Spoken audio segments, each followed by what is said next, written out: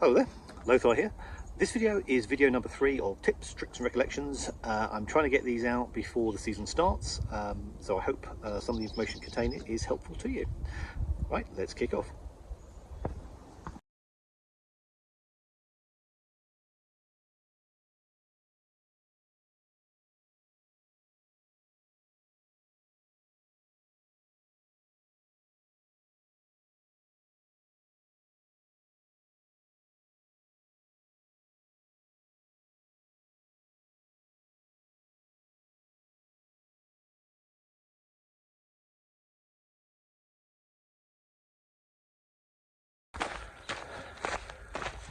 Good morning. 4:30 start this morning. I'm very glad I did. This is the long climb up to Mike's place. So it's just after Warner Springs. Warner Springs is way down there. The sun is just coming up, so I've got over the initial steep climb before the sunrise. And again, this is the other advantage.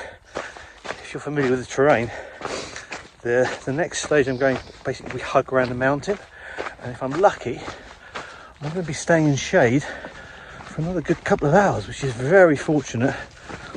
So keep in mind when you do a very late start and it's going to be a very hot day, try and start early before the sunrise.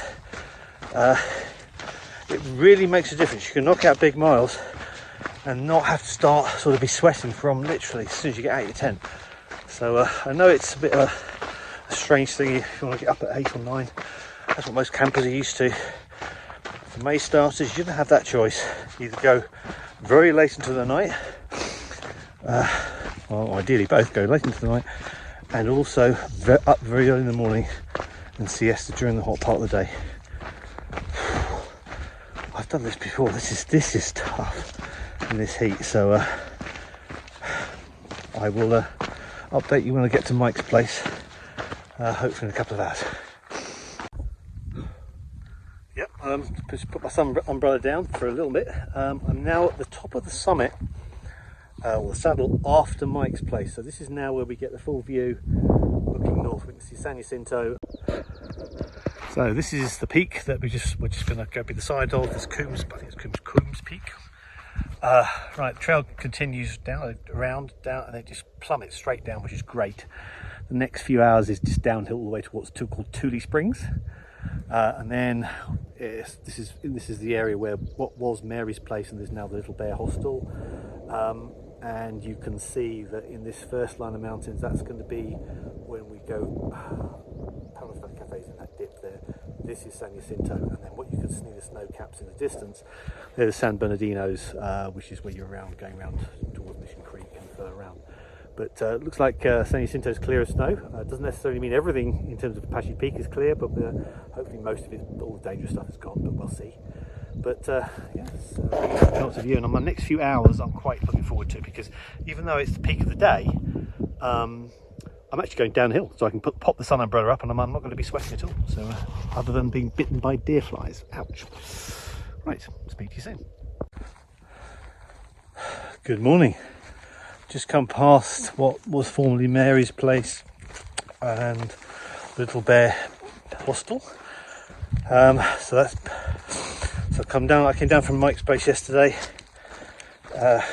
Stayed over at Tuolumne Springs just for siestaing, and then camped a couple of miles after Tuolumne Springs. 6:30 and the sun's just come up, so I've had a good 2 hours of very cool in the shade hiking. And when the sun comes up a little bit, the sun umbrella comes out. It is exceptionally hot. Speaking to loads of people who they're struggling with the heat, and understandably. So they're modifying their hikes such that they can do early and late hiking sessions during the day and get their miles that way. It's very hard to get big miles on a May start, and certainly hiking through during the day anyway. Now I'm trying to get to Paradise Valley Cafe, have breakfast, go into Idyllwild, do a quick mini resupply, come back out to Paradise Valley, probably have a lunch or a late lunch, and then start the climb up towards San Jacinto, well, via Apache Peak, but taking it in the shade and doing some into the night hiking to knock off some of that ridge. Also concerned about the water situation there. It looks as though you have to walk a long way off trail to have water, so might need to plan that one carefully as well. Now coming up to what is the most popular junction, certainly the first 151 miles. It's Paradise Valley Cafe. Good food, good service, and take care of hikers, so love this place. And that's the road to Idyllwild, so you're going to hitch up there later on tonight, do a bit of my shopping, and then come back here and back onto the PCT for this evening. Hello, I'm out for a little hike. I thought I'd talk to you about San Jacinto. Now, as you can see from the map, Mount San Jacinto has a lot of side trails. Now, assuming that there's a passable route by Apache Peak, so let's assume you can get up to Saddle Junction.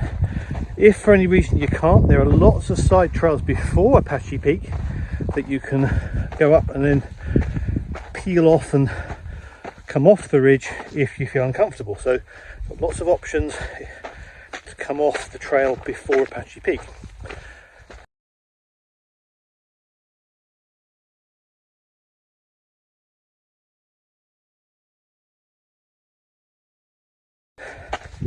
But let's just say we get up there and you get to Saddle Junction.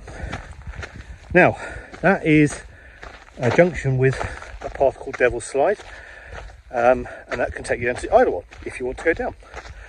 Now, you can also then head up from Saddle Junction to the Peak Trail Junction, and you'll see that's a blue route that takes you up and slightly westish around to the peak of San Jacinto, and then you can carry on down and then rejoin the PCT on the other side just before Fuller Ridge. The other option is, if you're a purist, you could go around the PCT and then from the Fuller Ridge side go up to the peak and then come back straight back down again, and then go across Fuller Ridge. But all those blue lines show a multitude of possible itineraries, all of which are the world's your oyster. You can do what you like. I've done it where I've gone around the peak. I've done another one where I've gone around the PCT, and multiple times I've gone up and down to the peak from either side. So they're all doable, they're all enjoyable. Which one is up to you? But don't get too phased by it, but because there are so many options and they're all good. Okay.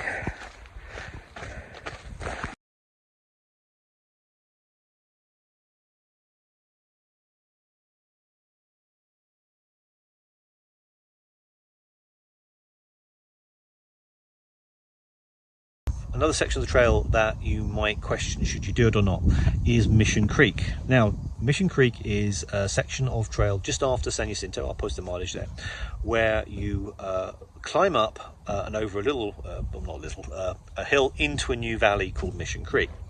And you hike up that creek, and there was a trail there along the side of the creek. Now, since a hurricane came past, a storm just washed out the whole trail, but you can still hike up that.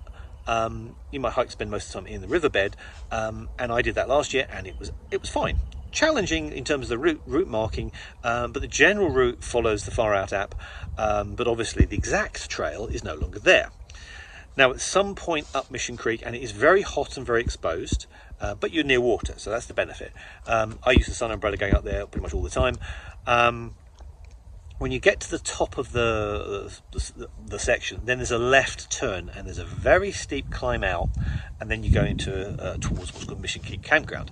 Now, that again is an area that is washed out, and it's very, very variable as to where the trail is, and do do you go up here or do you go up there? Now there are lots of cairns there now that people have figured out how to get through, that have been left on the trail that for you to sort of basically see, you know, oh, you turn left here or something. And there's lots of far out comments. Now obviously I wouldn't do that section alone unless you're familiar with it, but I wouldn't be phased by it, because certainly one last year there was nothing that I felt was anything particularly dangerous on trail. There were certain sections where you could see that, you know, the side of the path was literally on a, not a cliff edge but a mud edge, but you'd have to sort of maybe walk slightly to the right a little bit, so make sure you're not right on the edge, and there are always workarounds.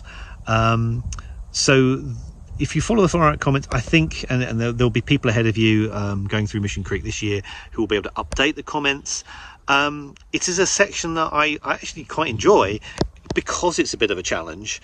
But if you are uncomfortable, a lot of people when the storm first happened, what they did was they got the bus from, I think, Cabazon up and round to Big Bear, which is a big cut-off, and it's a nice section of trail. It's a challenging section of trail that I would urge you to do. It's pretty good, but you make your choice.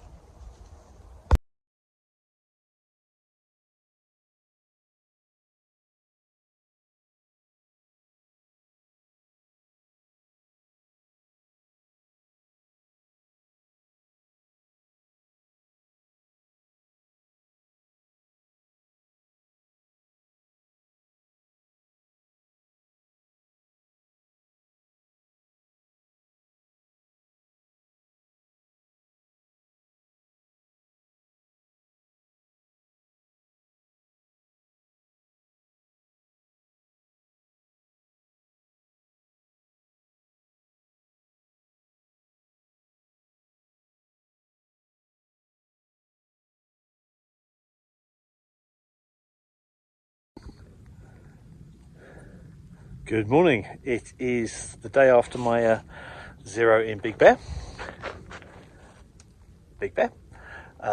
Beautiful place to stop. I had a full zero there, and I'm now on the north side of the lake, going around and heading down towards Deep Creek and the hot springs, and then on to Silverwood Lake and Cajon Junction.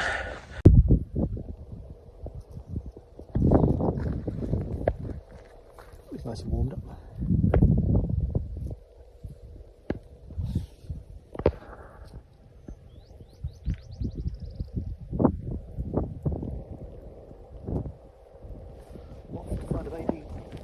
Or a squirrel, I guess. Okay, another thing to be careful of is in towns where you may find that you've been asked to maybe leave your backpack outside. So for example, if you go to a big supermarket, what I tend to do is I normally put my backpack inside the big trolley, fully visible, and maybe make sure that I don't have any, I don't know, weird sort of electrolytes, and something that's obviously could cause confusion. I just pack that all away, and then when I do my shopping, I put it into the trolley, and it's very clearly delineated and separated between my backpack and the shopping that I'm doing. And I've never had any problems in big stores. You might find that in the smaller stores, where there's maybe one or two cashiers, they may ask, no, could you leave your pack outside? Now I normally counter that with, would you mind if I go, because it's so much, I've got so much valuable gear here, would you mind if I just leave it with you behind the cash register? And I've never had someone refuse that in the small stores. Now obviously if you turn up with 15 hikers, then they're going to say no, but you know, worst case scenario is you do your shopping and look after the backpacks outside whilst a fellow hiker, and then you just rotate, and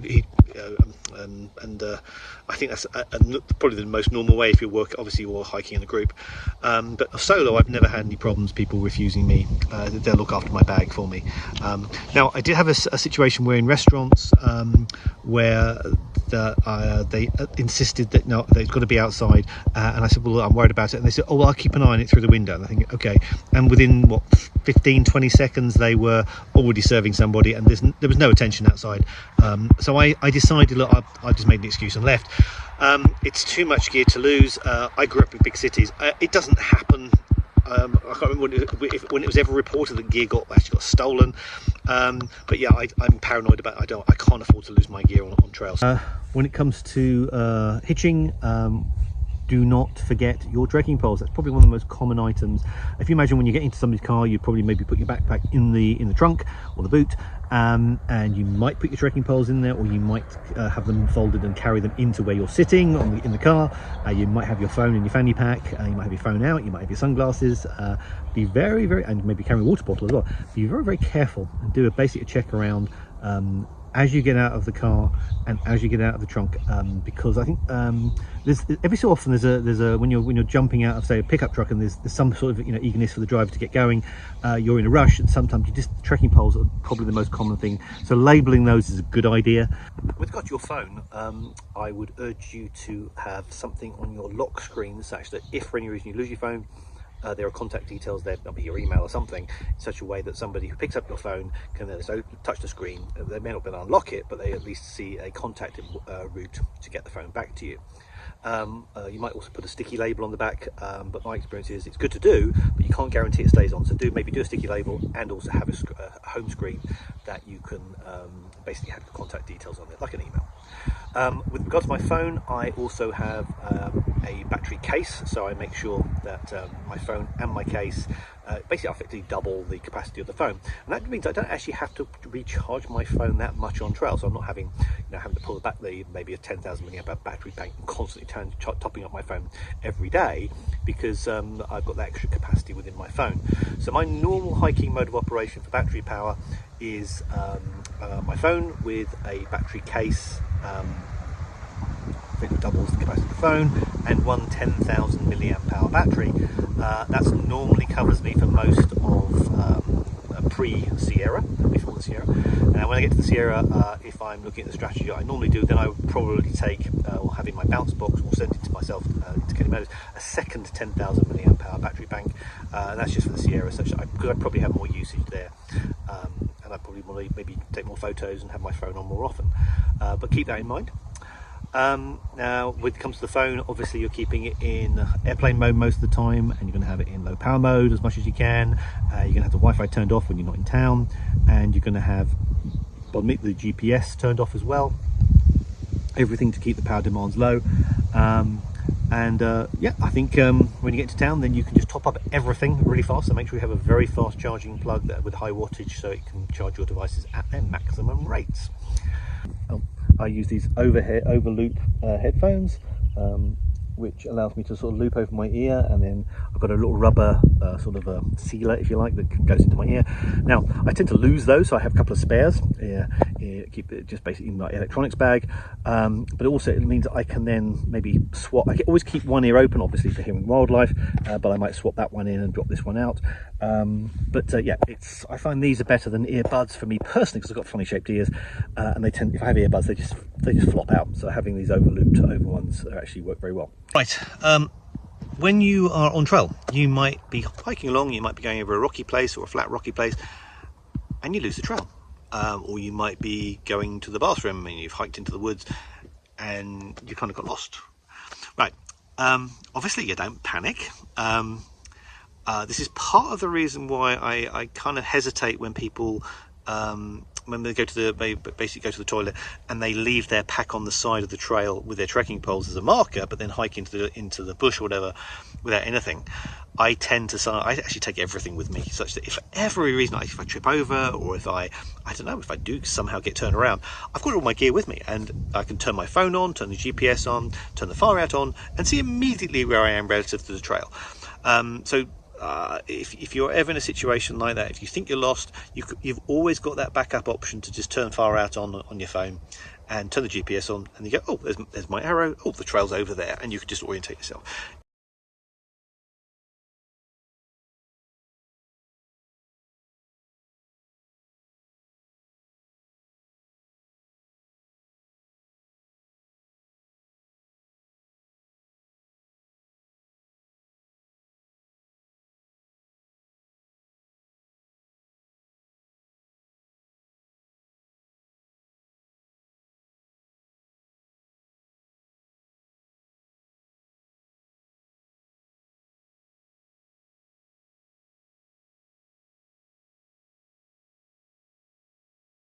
Right, there are circumstances where you might encounter an emergency. Now, it might just be you're having an emergency, or you're hiking along and someone's got injured, and there's maybe a group of hikers and they're trying to assist, how to assist this hiker.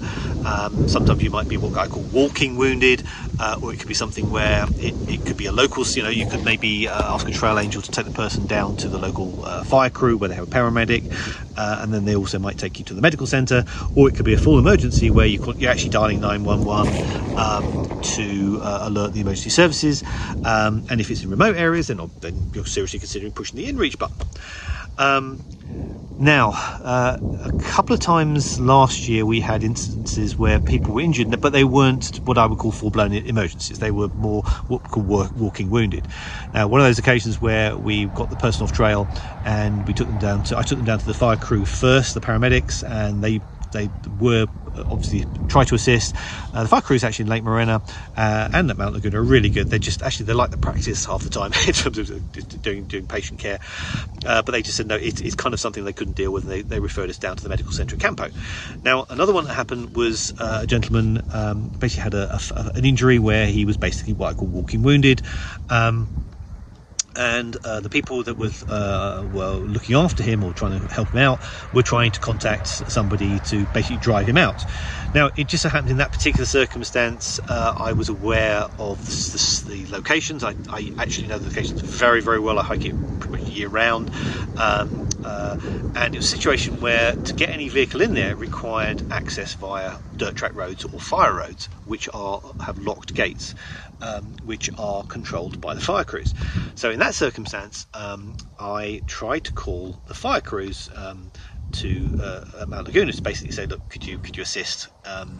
Somebody needs an exit, but they need the gates open. And unfortunately, I couldn't get through, so I took the decision to dial 911 and immediately say, look, I'm asking for assistance. This is not an emergency situation. Could you put me through to the Mount Laguna fire station? And that's something to keep in mind, in the fact that, same with emergency services in the UK and other countries, it's something where obviously primarily it's for emergency services, but if it's something that could ultimately lead to an assist that could maybe stop at a future emergency developing, then it's worth considering as well, so long as you're very clear and upfront what is your needed, what are your suggestions are, and what your circumstances are. Whereas if you are declaring an emergency, then you can fully expect fire crews, police, ambulance, the lot. And so be judgmental, be judicious in how you use things. So obviously don't press the inReach button if you're in 911 coverage, because the inReach people will ultimately liaise with the local 911 people anyway. So again, just be judicious in terms of which system you use. The faster is 911, and obviously you keep the inReach as backup if you have no phone signal. Oh, recovery. Now, if you are suffering from blisters early on, I was always taught, and a medical professional might disagree with me, so please, if you do, put it in the comments. I tend to, if I got a blister, I drain it at the end of the day. I would never pop it, drain it, and then continue to hike on it. I would normally, obviously, just get to the end of the day. I might use Luca tape or moleskin to get me through the day, but I'd only pop it and drain it when I'm about to go to bed, so I've got the full sort of 6-8 hours of rest and time for it to dry out, hopefully, and then in the morning I would sort of tape it up and hopefully then hike on without too much pain. The other thing I do, and again, I'm not sure if this is counter to medical opinion, but if I have a really tough day and I know that in the morning I'm going to wake up stiff and in pain, I tend to bite half an ibuprofen in the evening when I'm having my meal. So through the night, it kind of reduces the inflammation. So in the morning, whilst I've still got some stiffness, I don't have the full pain that I normally have, and then pop an ibuprofen in the morning. I'd much rather just do half ibuprofen in the evening the night before. And I found that if I do that after really tough days, then I don't need to use any ibuprofen in the morning. But I don't know, I'd be interested in medical opinions on that. If you could please put it in the comments, but that's what I do. Right, one of the pieces of repair kit that I think is indispensable is, I've said it in previous videos, is seam seal tape. Now it's slightly different from tenacious tape. I keep a bit of that as well, and I've just done a section of the video, so if I'm just going to show you how to use the seam seal tape. Now you can see from the strip here that it's got backing tape, and because it is so sticky and flexible, it is actually initially quite hard to remove the backing tape. So if you can see what I'm doing here is I cut the piece to size, and then I use a very sharp knife, or it could be a pen or something, just to scrape off a tiny corner to start the seam seal tape, and then I can peel it off, and there we go. There's a section there that I can then stick onto my puffy jacket if there's a tear or something, and it is massage and very flexible. You can massage it into flexible things like puffy jackets, and it's because it's DCF tape, you can use it on DCF tents. When it comes to tenacious tape, if you can see that it's slightly more rigid, it is more, in my opinion, more for harder wearing things like backpacks and things like that. But you can use it on puffies, but I find that given the choice, I would use seam seal tape because it's so much more flexible. But I hope you can see the difference, and you can use one or the other or both as you see fit.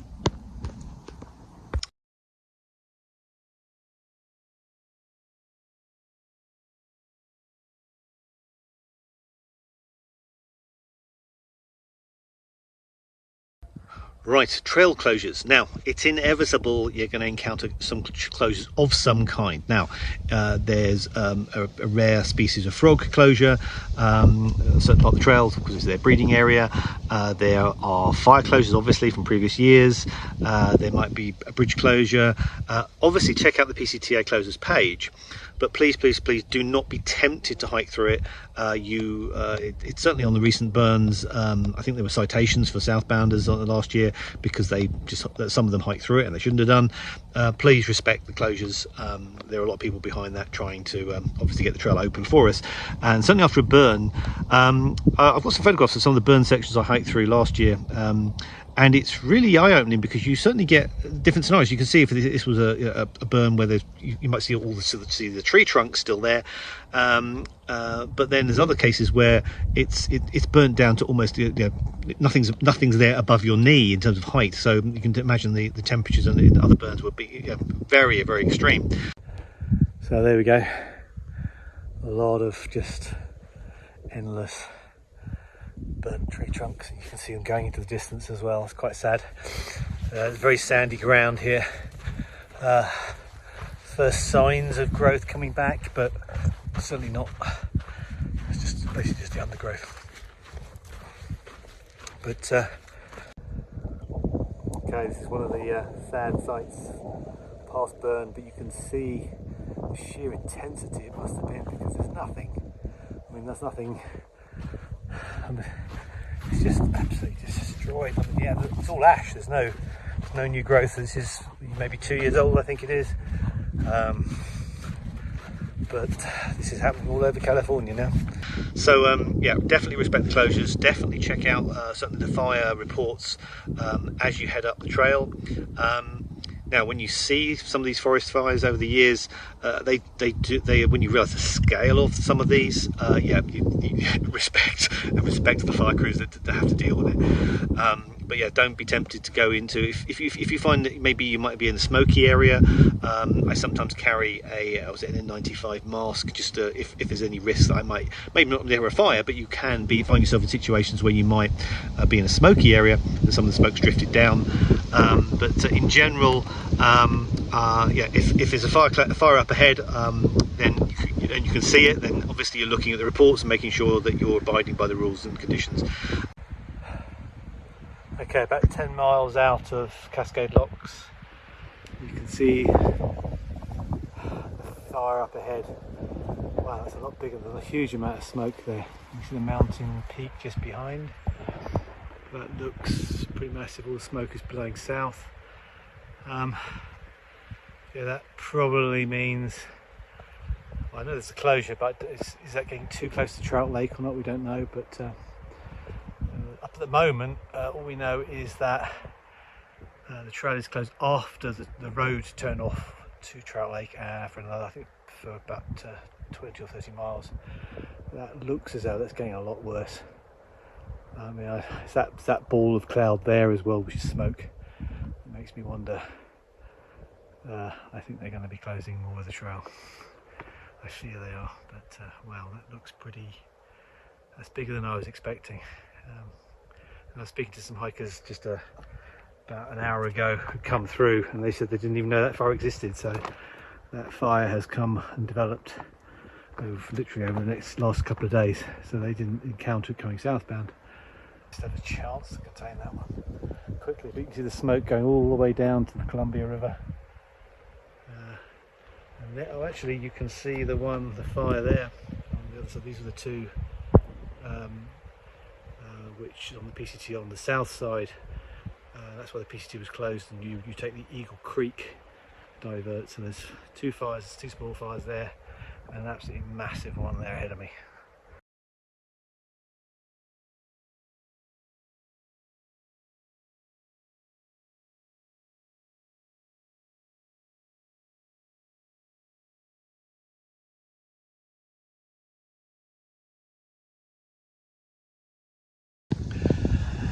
Another thing that I think social media is great at is alerting people to situations on trail, so closures and things like that.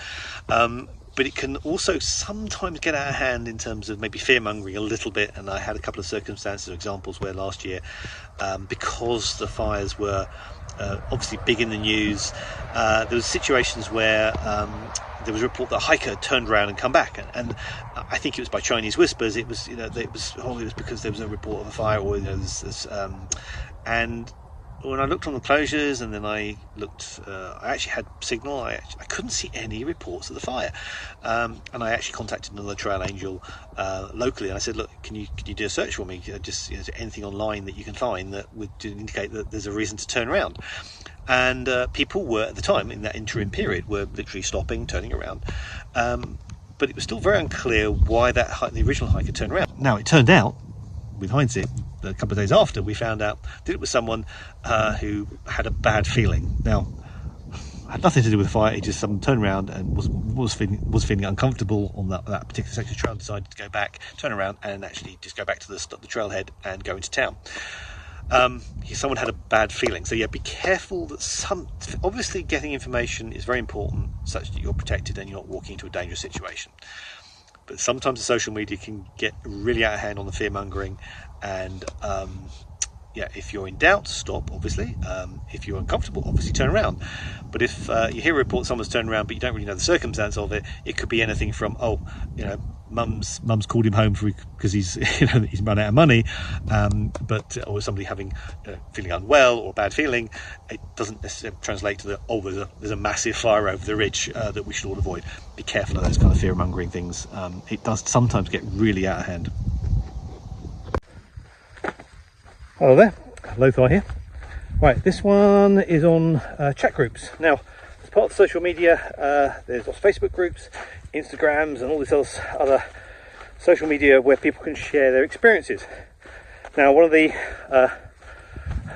how I should say, darker sides of some of the things that goes on are chat groups where they target particular individuals. Now, these are normally driven by businesses where either trail angels have clashed with businesses, and the businesses are basically just trying to shut down their critics by any means necessary.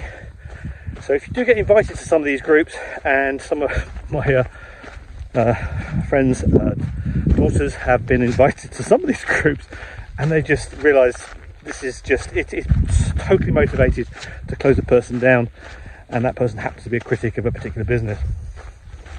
If you get invited, just be more maybe questioning, just ask what the motivation is, and don't be too surprised if I don't know, some fiction factory starts kicking in. But it's been going on for the last few years, certainly around the Bearcan fiasco, the rental fiasco. So I hope it clears up and cleans up, but I'm not optimistic. So it is one of the insidious sides of the PCT. Again, driven by the money.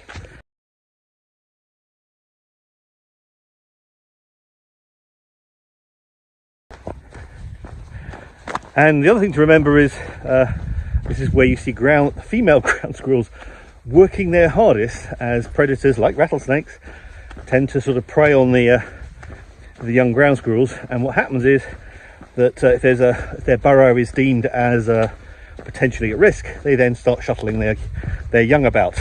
And I was very lucky enough to see this happening. So this is how they do it.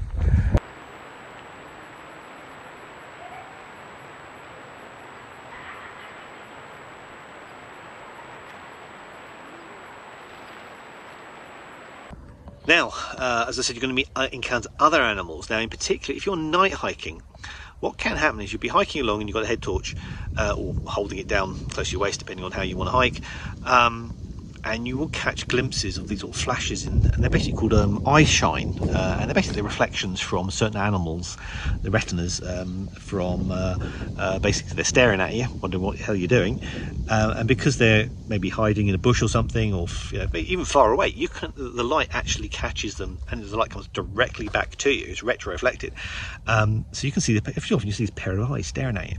Now that could be anything from bobcats. I've seen bobcats around Lake Morena. It could be a mountain lion. I've never seen a mountain lion at night. I've seen only mountain lions during the daytime. It could be a skunk. It could actually even be a domestic cat. I've seen more domestic cats on trail than anything else, certainly around campgrounds. You've got deer, and again and rabbits and things like this. It's quite an interesting aspect as you're doing night hiking, that you'll see these little these eye shine flashes.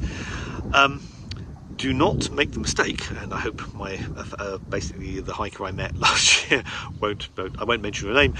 She was explaining that she was night hiking, and she got up to basically a place where she just saw these two eyes staring at this, but they were rock solid, and she was basically edging forward, and she explained that at some point she was thinking, right, she's picking up a rock to throw at it, and then I think she just tilted her head and she basically got a glimpse, a bit further, a different perspective on what it was, and it was basically some of those reflected little tags on somebody's tent, which 5 seconds before she was about to throw a rock at. So she saw the funny side of it, and it was funny, nice that she's reminded me of that story.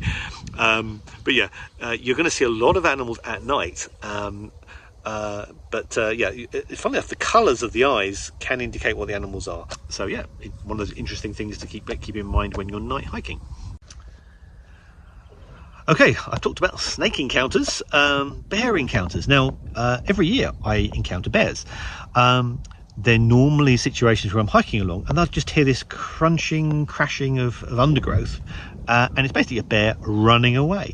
That's most of the time that I experience with bears. Now, I have seen a bear, it's almost a beautiful, it's technically a brown bear, but it's actually a cinnamon colour, and he basically saw me on the path, took one look at me and then just bolted down the hill, and there was another one where and I was coming up and he was just literally just sitting on the trail. I think it was a female, but I couldn't see any cubs, and again it was just one of those situations where they just moved along the trail and then broke off and went into the undergrowth. I think most of the chance encounters can be in campgrounds, if you're obviously in an area where bear activity is reported, so check the far out comments. I try and avoid camping in those places for precisely that reason. Obviously you've got to be careful of food and obviously use a bear can, but I have never, luckily, ever been in a situation where I've seen bear cubs. Now obviously that is the one to be most fearful of, is if you see bear cubs before you see mum. That's obviously something where you've got to be careful of, but they're beautiful animals when you see them from a distance, and as I said, most of the time you just hear them and you just catch a glimpse of them as they're bolting away. That's my experiences. We have mama, there's this little grouse. We have a couple of babies, little baby there, chick there. There's another one there, be very careful to see by that rock. And there's another one perched up on there. Now, I'm sure Mum is very concerned. There he is, he's flown across. Mum is obviously very concerned. I'm trying to help her make sure that's steering the other chicks off. Come on. I need all the chicks on the left-hand side of the path.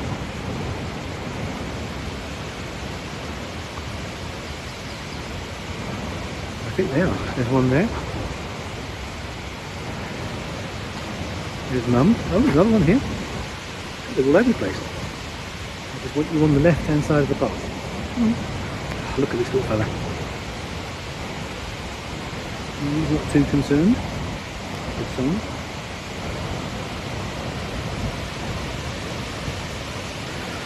So hopefully all the chicks are on your side. Oh, there's one down there.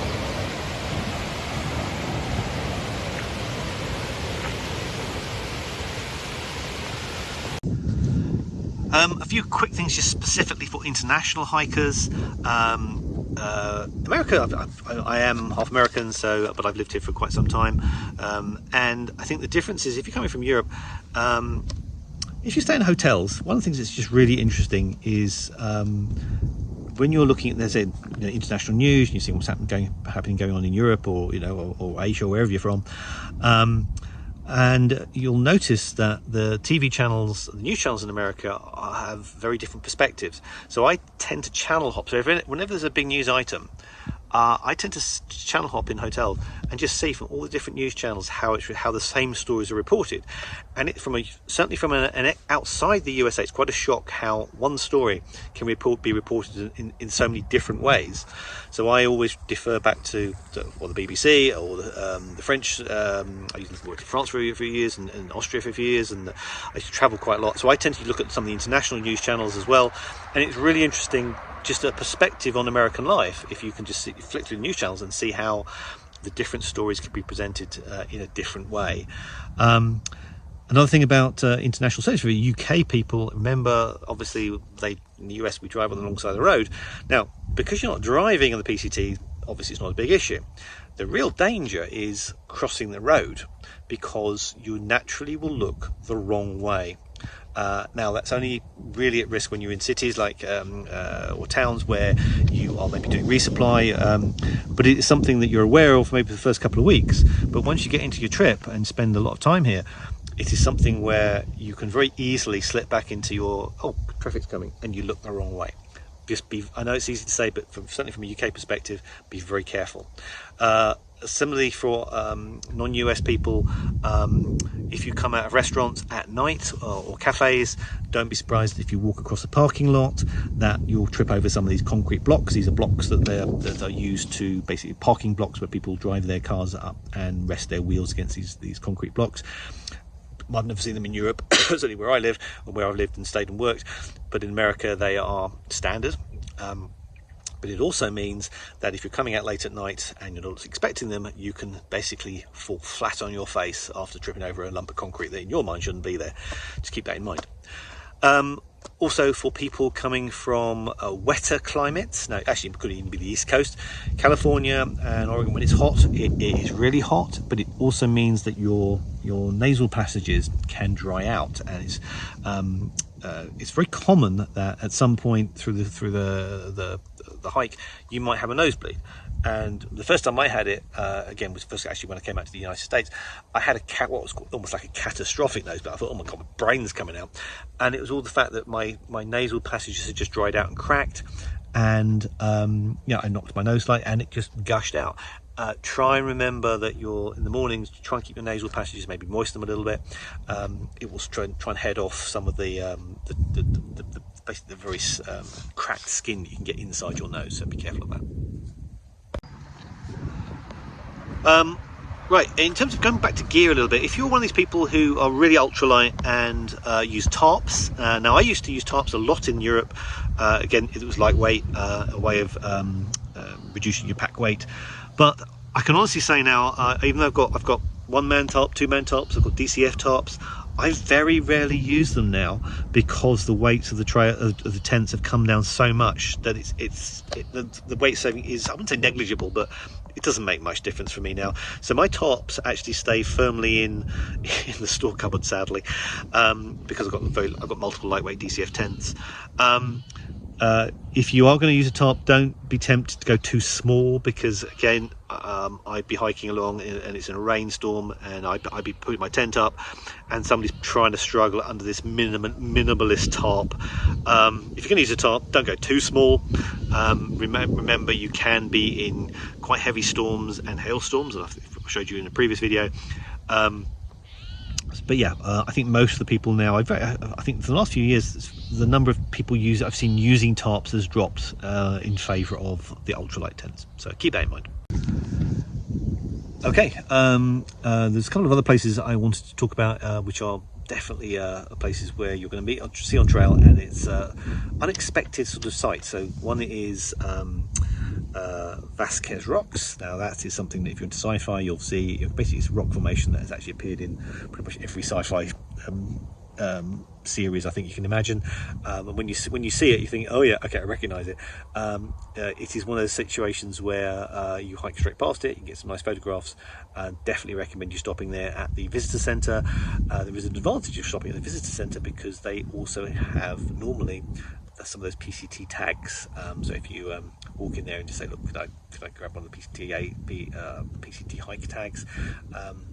There's a lady there who normally just hands them over, and just it's the backup, such that if you miss the chance to get one at the start from the PCTA organiser, or the ranger station at Idyllwild if that's closed, the third place where you can get these PCT tags is at the Vasquez Rocks Visitor Centre.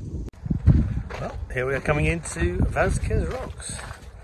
So I'm actually going to depart slightly from the trail and go on the road this time because I haven't been down that way before. Just walk past and see, get much closer, because the Pacific Crest Trail goes off to the right of the Vasquez Rocks, so I fancy just having a proper look this time. But yeah, looking pretty good. Okay, it's definitely had a nice start to the morning. Lots of low cloud, which is now burned off. So it's getting very hot, and it's coming into Vasquez Rocks. It's saying stay on trail, which I will do. Seeing a lot of new hikers, so I'm actually making good headway on in terms of mileage, averaging still about 26, 27 a day now, hoping to maintain it, but certainly feeling a little bit of stress. Or a couple of new blisters, partly because I think certain parts of the trail angle. So on the way up to Rightwood from Co-Junction, I got a blister on my left heel, which I've never had before. I think that's partly because you're walking in a certain angle all the time. But hey, that's part of the reason why I'm slowing down a bit. Vasquez Rocks!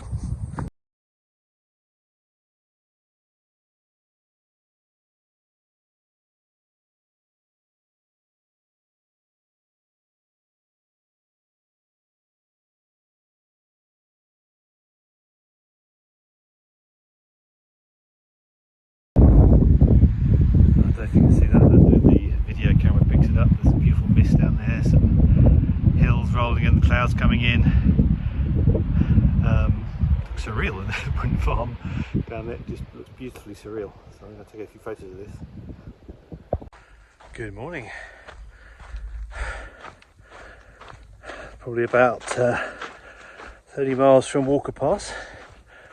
Doing a nice interesting climb.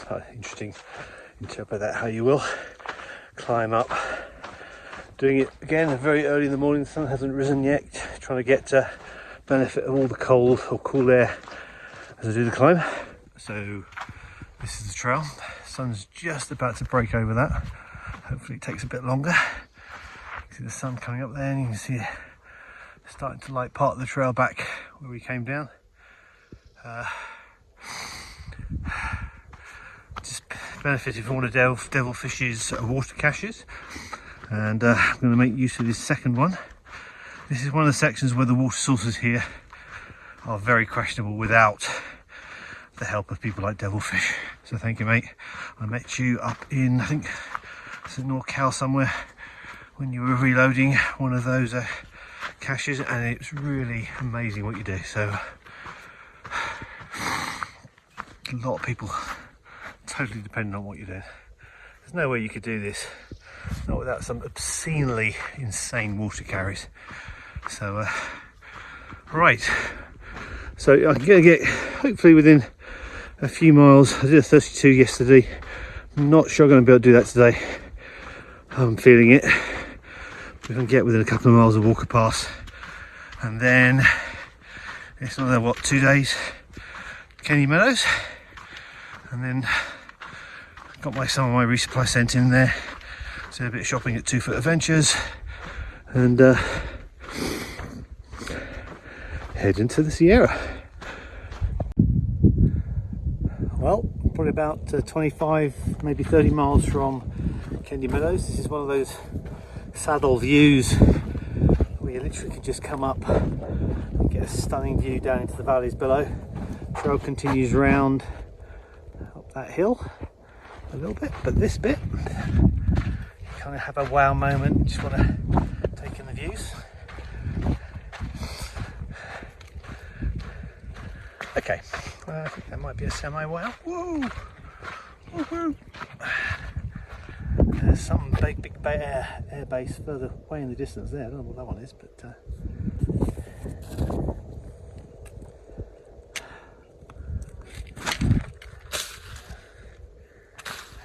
if I zoom in there, oh, that is. Good morning. I'm on the descent down towards Kendi Meadows, or descent and a flat bit. Just gonna spin the camera around. That's where I'm heading. No more significant climbs to do to get there, which is a nice sort of easy run into Kendi Meadows. So I should get there about lunchtime. That gives me time to go to the general store, check out 2 Foot Adventures, say hello to Mary, and then head out to Grumpy Bears, because I've got a couple of parcels there. The reason I do that is because they actually don't charge for parcel pickup. I'm going to get something to eat there. Check out their hiker box. I'm not a fan of Yogi and Triple Crown. I think they have a monopoly and they abuse it sometimes, so I tend to avoid spending my money at Triple Crown. That's a personal choice, not you make your own mind up. I'm not a fan, but anyway. Got a plan for the next section. Now, I've done Whitney multiple times, so I'm thinking this time I might just bypass it. I am trying to get a sub 100 this year. I am kind of on schedule for it, but I don't know, we'll see. The heat I thought was going to be a problem, but the last couple of days I've done 33s miles per day. Yes, I feel it, but it shows it's possible. So when I come out of the Sierra, I'm hoping that I can maintain some of that pace. I know I can't do that through the Sierra, but we'll see. But that's the plan. But it's beautiful this morning. Again, I was up very early, taking advantage of the cool shade. And you can see the sun blasting now, but actually it's not too hot. It's still very cool.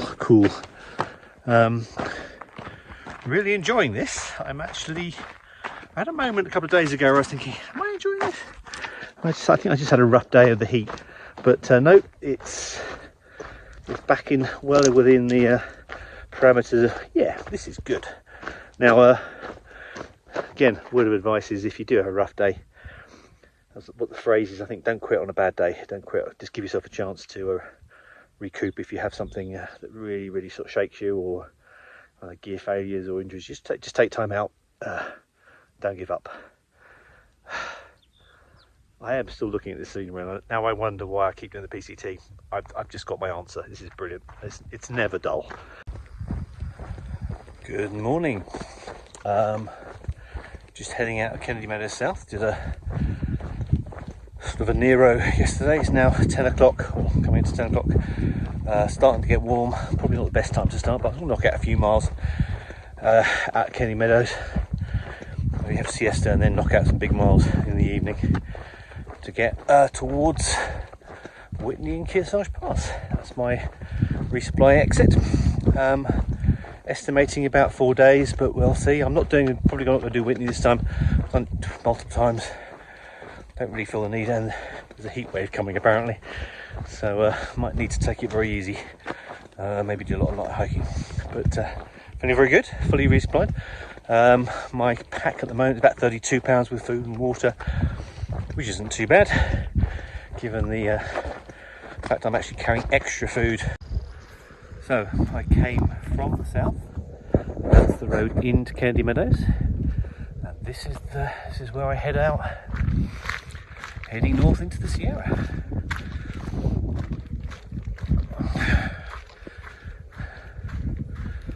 Gonna be a hot one. Right, I'll do a video later today. Take care. Good afternoon. It's 4 hours, maybe 3.5, 4 hours out of Kennedy Meadows south, heading north. I've now come to one of the places I always remember. It's beautiful sort of meadow. Remember this because it ends at a river crossing where you get sort of a nice bridge and you can basically relax. Let's spin the camera around. I'm sure people who've hiked this before will remember this. This is a stunning meadow, and yet I always try to think, wow, as I was coming along, where's that meadow? Is it this valley, next valley? And yeah, one of those places that you just remember year on year. So let me spin the camera around. There you go. That's where you get probably the first real glimpse of the fact you're heading into the Sierra. This is the meadow. I'll put the mileage on the video. But I remember there's a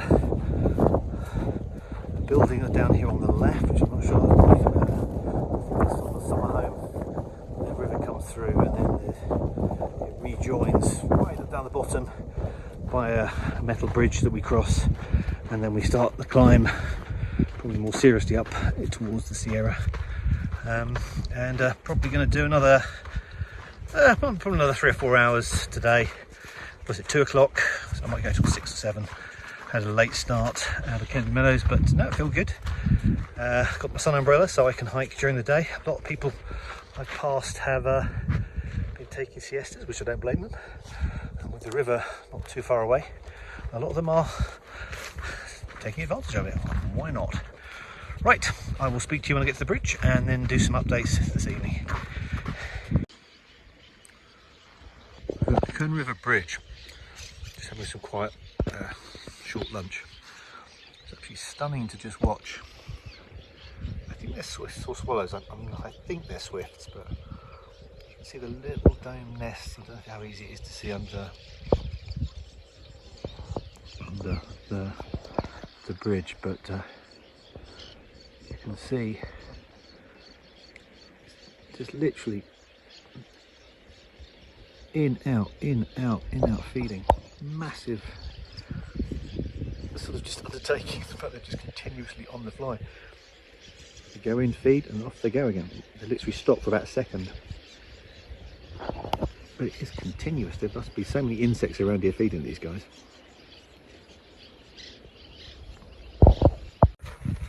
It's one of those spectacular views as you come over a summit.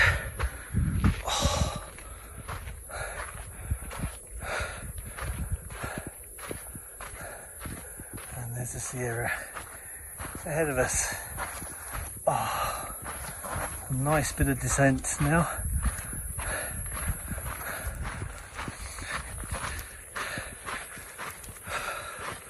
Right, it's 11 o'clock, second day out at Kennedy Meadows South. 2 big climbs, absolutely exhausted, but glad to get them out in the mornings. I've now got an afternoon descent and traverse along the sort of flat bit, and then a short climb to go past the Cottonwood Lone Pine Trail junction, and then I'm going to carry on and get as close to Whitney as I can. A bit too far to get it today, but now Mount Whitney. Everyone wants to do Mount Whitney, of course you do. Now, obviously it's a side trail off the Pacific Crest Trail. You go to a place called Crabtree Meadows and you can camp there the night before. And if you're feeling really motivated, you can actually hike up very early in the morning and see the sunrise on Mount Whitney. A lot of hikers do that. I've done it once, but I've also done it other times where I've just literally just gone up during the early morning, not rushing. It is obviously a chance to climb the highest mountain on mainland USA. It is really, it's not as tiring as I thought it would be. When you're hiking, you actually leave a lot of your gear at Crabtree Meadows. You don't have to hike all your gear up. So you're slack packing. That's one advantage. And when you do get up, you take your photographs. Do not forget to sign the book at the top. I had done that once, so I have to say, I hiked all the way up there, but I've got the photographs, but for some reason I didn't sign the book. I forgot to sign the book. the views are stunning, and it is a massive achievement. You can take your photograph, there's a sign up there which you can hold over your photographs, and then descend down. Now, do not be tempted to exit via what's called Whitney Portal, which is actually heading out to the east. You have to head back to the Pacific Crest Trail. You can only access it on your permit from the west side. If you do for any reason exit out of the Whitney Portal, then your permit is effectively invalid.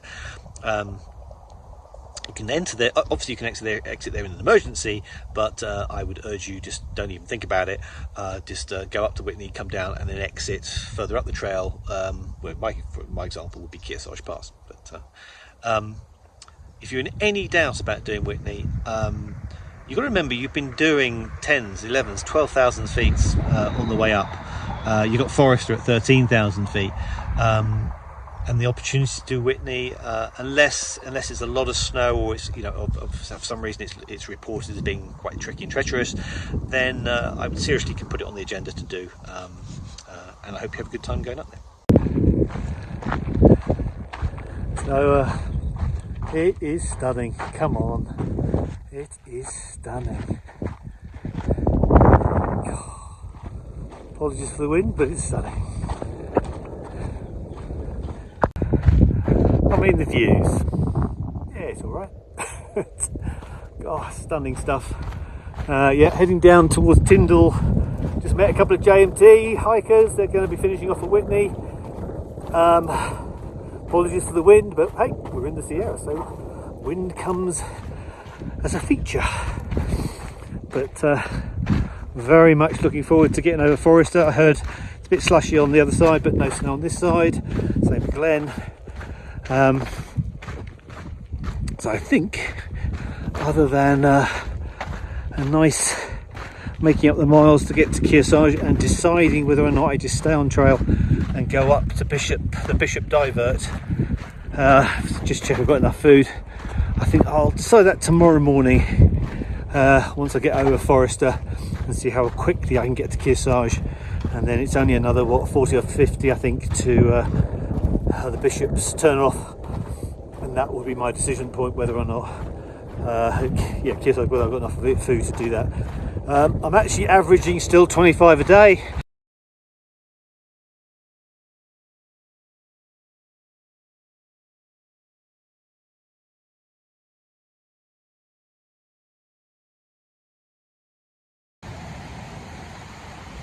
Sometimes when you've had a really wet day, particularly hailstorm, multiple hailstorms and a massive storm run through the Sierra, getting soaking wet, sometimes you just have to pause and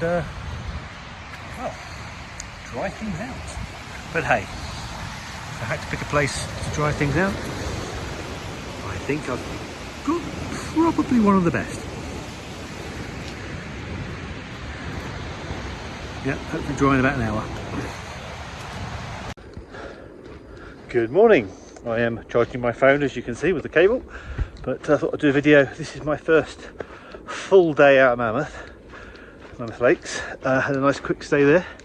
I was very lucky actually. I was trying to camp just before Mammoth Lakes, but I had a really good day. I just managed to knock out the miles, managed to get into town, and I just caught the last bus or trolley bus from the Horseshoe Lakes shuttle into Mammoth Village. So very fortunate. Got a hotel, resupplied. Got out midday yesterday, hiked back out via Horseshoe Lakes again, stopped at Red Meadows Lodge, had a nice sort of semi-lunch, and now I'm back heading up, doing the PCT this time. There's two splits, Jose split around Devil's Post Pile. Now because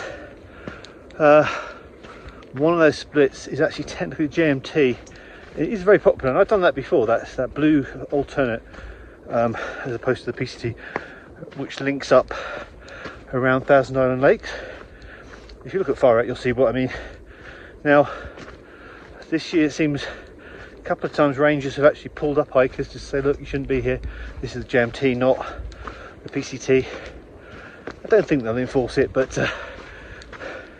So this is the first time I'm actually hiking the PCT section around Agnew Meadows, and again this rejoins up to Thousand Island Lakes as well. And it's not actually that bad. It's actually a section I'm glad I've done now. It's different. Very few people on it, which is a bonus, because the GMT section is usually packed and half the campsites are now closed because of erosion damage, and they're trying to let them recover. So if you've never been on the PCT before, I try and do the blue route if you can. This is very beautiful, there's lots of lakes there, but yeah, the PCT section is not bad either. So I will take some photos and videos when I get to Thousand Island Lakes, and when you see the pictures you'll understand why. Anyway, speak to you later.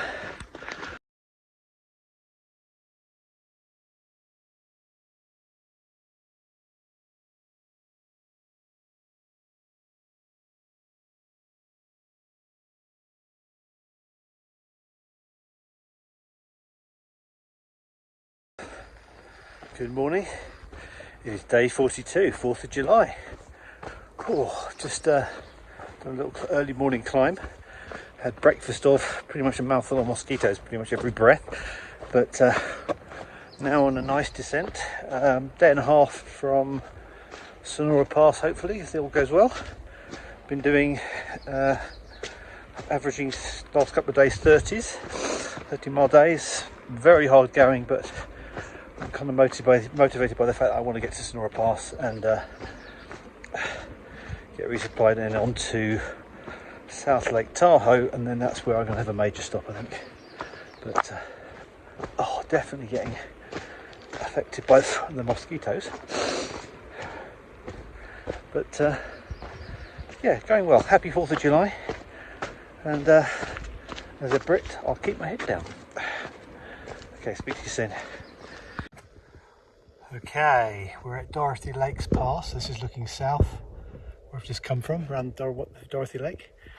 Now, this is Dorothy Lake Pass, which is, I'm guessing, the exit from Yosemite. We shall see, hopefully. Moving into what's called the Hoover Wilderness. Ooh.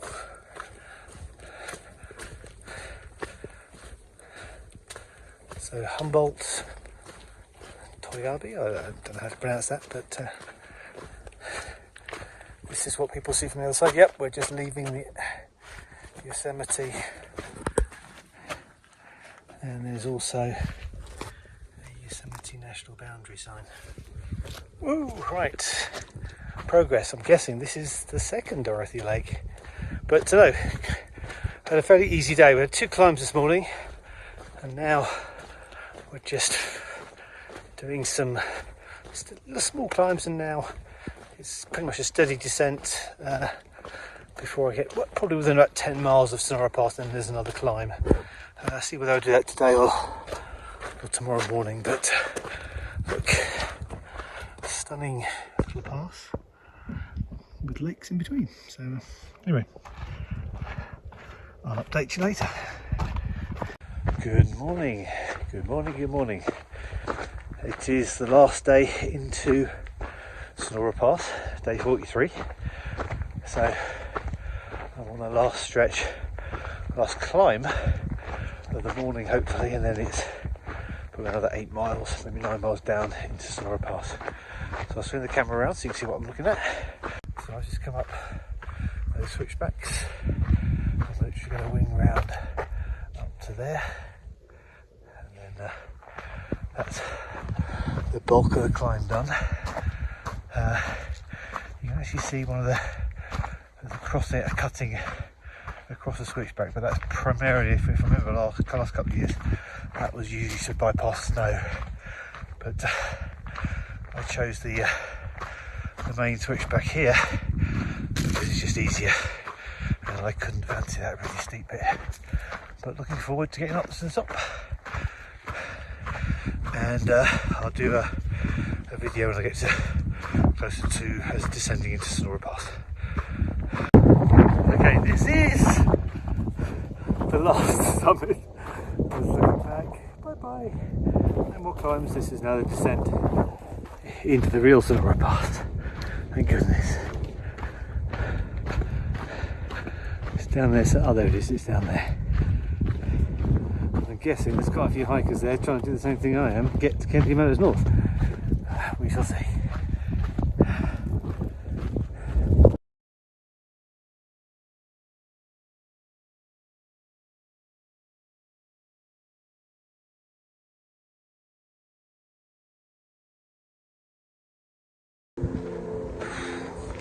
Okay, long day. Made it to Snoqualmie Pass. I'm just going to spin the camera around so you can see where I am. Finally made it to Snoqualmie Pass.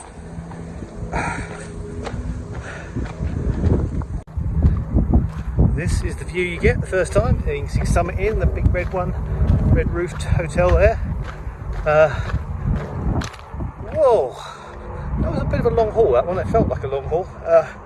We've only got 29 miles today. I did a 35 yesterday. Very much looking forward to getting down, get resupplied, and then get back out again. But glad to be here. Yeah, not a bad little run from Chinook Pass. There was some concerns that there might be a fire here, but we can get up now to Stevens Pass from here.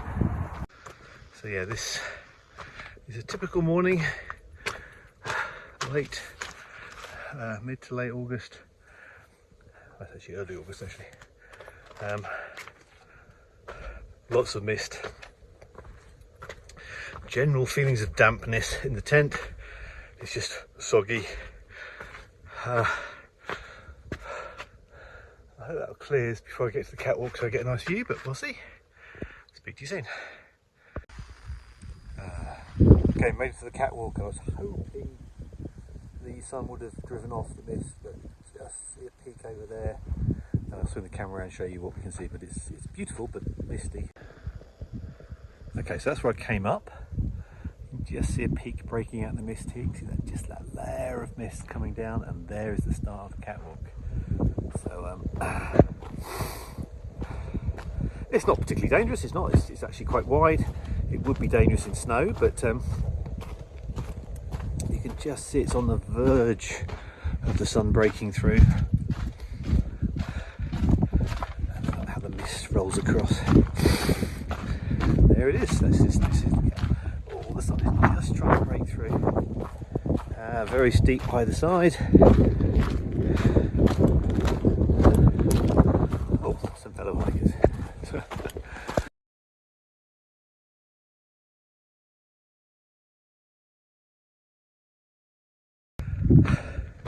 Been welcomed by Pika chorus, a load of Pikas, and there you can start seeing the mist just starting to melt off. Mount Rainier was just behind there, behind that cloud, and you can see the sun breaking through now. Beautiful. I wish that had actually happened at the catwalk, but hey, this is even a nice compensation. Seeing that peak come out. There's two peaks now. Yeah, less soggy now. It's a very damp morning. Now the time, opportunity now to dry things off at some convenient spot. But one thing's for certain about Washington: once you get past the Snoqualmie Pass, it is much more steeper and up and downy. Yeah, the idea of 30s and 35s are probably much harder. But oh, I missed that little lake, beautiful little lake down there. I hadn't spotted that before. I wonder why, because of the mist. Well, anyway, beautiful. Let's carry on and see how much more mist melts off and how quickly. Good morning. Very wet and soggy last night. Just camped just before Stevens Pass. Now in the descent now. Hopefully I've got loads of wet gear. Hope I can get some place to dry some stuff out. But I've got time now to basically look at that Stevens Pass. Hopefully get something hot to drink. Not sure when things open.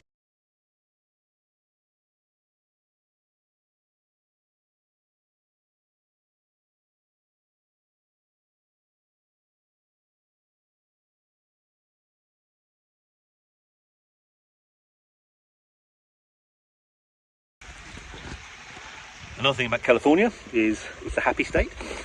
You'll have things like safety meetings, and if you don't know what that means, let's just say it's people going to their happy place, and it's not anything about safety.